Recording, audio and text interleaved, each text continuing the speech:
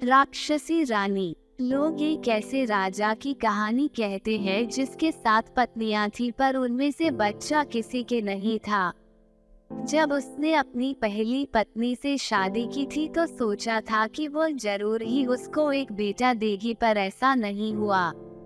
फिर उसने दूसरी से शादी की, तीसरी से शादी की, फिर चौथी, पांचवी, छठी और सातवीं से शादी की, पर किस्मत की बात किसी के भी कोई लड़का नहीं हुआ जो उसको खुश करता और उसके बाद उसका राज्य संभालता। इस बात को लेकर वो बहुत दुखी था।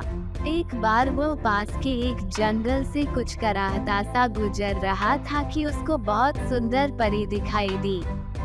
उसने राजा से पूछा, तुम कहाँ जा रहे हो? राजा बोला, मैं बहुत दुखी और अभागा हूँ। हालांकि मेरे 7 पत्नियां हैं, पर अपना कहने के लिए मेरा कोई बेटा नहीं है जिसे मैं अपना वारिस कह सकूं। मैं इस जंगल में आज इसलिए चला आया ताकि मुझे कोई संत मिल जाए और वो मेरी इच्छा पूरी कर दे। परी ने हंसते हुए पूछा, और तुम क्या सोचते हो कि तुम्हें यहाँ इस बियाबन जंगल में कोई संत मिलेगा? यहाँ केवल मैं रहती हूँ, पर मैं तुम्हारी सहायता कर सकती हूँ। अगर मैं तुम्हारे दिल की इच्छा पूरी कर दूँ तो बताओ, तुम मुझे क्या दोगे? राजा बोला, तुम मुझे एक बेटा दे दो, मैं तुमको अपना आधा राज्य दे दूंगा। परी बोली, मुझे तुम्हारा न तो सोना चाहिए और न देश ही चाहिए। तुम मुझसे शादी कर लो तो तुम्हें बेटा भी मिल जाएगा और राज्य का वारिस भी। राजा राजी हो गया और परी को लेकर अपने महल चला गया। वहां जाकर उसने जल्दी ही उसको अपनी 8वीं पत्नी बना लिया। राजा की खुशी का कोई ठिकाना न रहा जब उसे कुछ दिन बाद यह पता चला कि उसकी दूसरी 7 पत्नियों के बच्चा होने वाला था। पर वो परी जिसको राजा ने अपनी 8वीं पत्नी बनाया था, परी नहीं थी बल्कि एक राक्षसी थी जो उस जंगल में राजा के सामने परी के रूप में इसलिए प्रकट हुई थी ताकि वह उसको धोखा देकर उसके महल में खुराफात मचा सके। हर रात जब शाही घराने के सब लोग सो जाते, वह उठती और अस्तबल में जाते समय और बाहर नौकरों के घरों की तरफ जाते समय एक आध हाथी खा लेती या फिर 3-4 घोड़े या कुछ भेड़ी या ऊंट खा लेती और अपनी भूख प्यास बुझाने के बाद सुबह होने से पहले पहले अपने कमरे में आकर लेट जाती जैसे कुछ हुआ ही न हो। पहले तो राजा के नौकर इस बात को बताने में डरते रहे, पर जब उन्होंने देखा कि जानवर तो हर रात गायब होते रहे हैं तो उनको राजा के पास जाना पड़ा।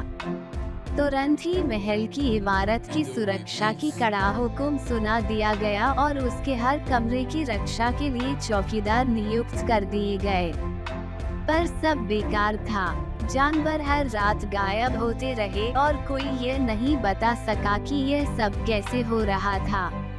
एक रात राजा अपने कमरे परेशान सा घूम रहा था कि वह इस बारे में क्या करे कि उसकी 8वीं पत्नी नकली परी ने कहा, तुम मुझे क्या दोगे अगर मैं तुम्हारा चोर ढूंढ दूं तो? राजा बिना सोचे समझे बोला, कुछ भी, हर चीज।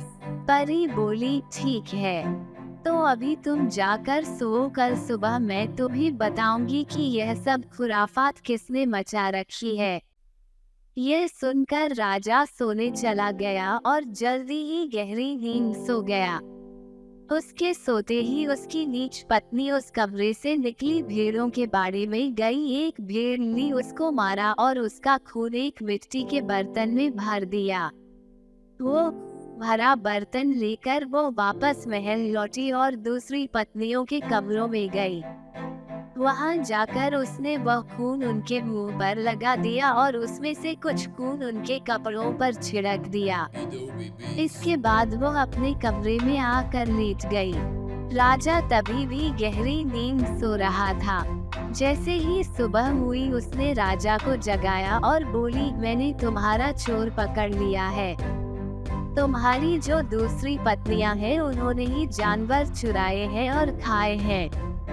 वे लोग इंसान नहीं हैं बल्कि राक्षसी हैं। अगर तुम अपनी जिंदगी बचाना चाहते हो तो तुम्हें उनसे बचकर रहना चाहिए। अगर तुम्हें मेरी बात झूठ लग रही हो तो तुम खुद जाकर देख लो। राजा अपनी सब पत्नियों के कमरों में गया तो देखा कि सचमुच ही उनके मुंह पर खून लगा है और उनके कपड़ों पर भी खून के धब्बे हैं। यह देखकर राजा बहुत गुस्सा हो गया। उसने उनके लिए यह हुक्म सुना दिया कि उन सबकी आंखें निकाल ली जाए और उनको शहर के बाहर वाले सूखे कुएं में फेंक दिया जाए।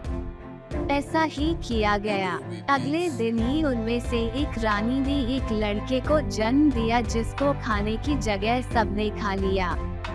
उसके अगले दिन एक और रानी ने एक लड़के को जन्म दिया, उसी तरह से खाने की जगह उसको भी सबने खा लिया। तीसरे दिन तीसरी रानी ने, चौथे दिन चौथी रानी ने, पांचवें दिन पांचवी रानी ने और छठे दिन छठी रानी ने एक एक लड़के को जन्म दिया और वे सब बच्चे खा लिए गए। सातवीं रानी का अभी समय नहीं आया था। उसने अपने हिस्से के बच्चों के टुकड़े नहीं खाए थे बल्कि उनको संभाल कर रख लिया था जब तक उसका अपना बच्चा जन्म लेता। जब उसके बच्चे का जन्म हुआ तो उसने दूसरी रानियों से प्रार्थना की कि वे उसके बच्चे को न खाएं, बल्कि उस बच्चे के हिस्से के बदले में उसने उनके बच्चों के हिस्से जो उन्होंने उसको खाने के लिए दिए थे वे लेने। छहों रानियां मान गईं और इस तरह उस बच्चे की भी जान बच गई और सब रानियों की जान भी बच गई। बच्चा धीरे धीरे बढ़ने लगा और बड़ा होकर वो एक ताकतवर और सुंदर लड़का बन गया। जब वो 6 साल का हुआ तो सातों रानियों ने सोचा कि उसको कुछ बाहर की दुनिया दिखाई जाए, पर वे यह काम कैसे करें। कुआं बहुत गहरा था और उसकी दीवारें बिल्कुल सीधी खड़ी थीं। आखिर उन्होंने एक तरकीब निकाल ही ली। वे एक दूसरे के कंधे पर खड़ी हो गई।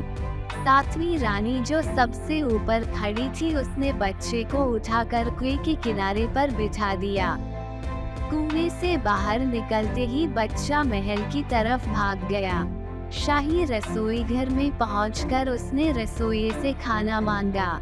रसोइये ने उसको बहुत सारा खाना दिया जिसमें से कुछ उसने खाया और बाकी बचा खाना वह अपनी माँ और राजा की दूसरी रानियों के लिए ले आया। कुछ दिनों तक ऐसे ही चलता रहा कि एक दिन रसोइये ने उससे वहीं रुक जाने के लिए और राजा के लिए कुछ खाना बनाने के लिए कहा। उसने उससे कहा कि उसकी माँ मर गई है और उसको उसका अंतिम संस्कार करने जाना जरूरी था, तो आज वह उसकी जगह खाना बना दे। लड़का राजी हो गया।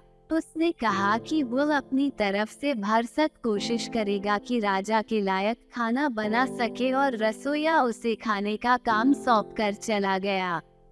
उस दिन के खाने से राजा बहुत खुश हुआ। खाना ठीक से पका हुआ था, उसमें खुशबू भी बहुत अच्छी आ रही थी और वह ठीक से परोसा गया था। शाम को रसोइया लौट आया। राजा ने उसको बुलाकर उसके खाने की बहुत तारीफ की और कहा कि आज का खाना बहुत अच्छा था और वह आगे भी वैसा ही खाना बनाया करे। यह सुनकर रसोइये ने ईमानदारी से स्वीकार किया कि उस दिन का खाना तो उसने बनाया ही नहीं था। उस दिन तो वह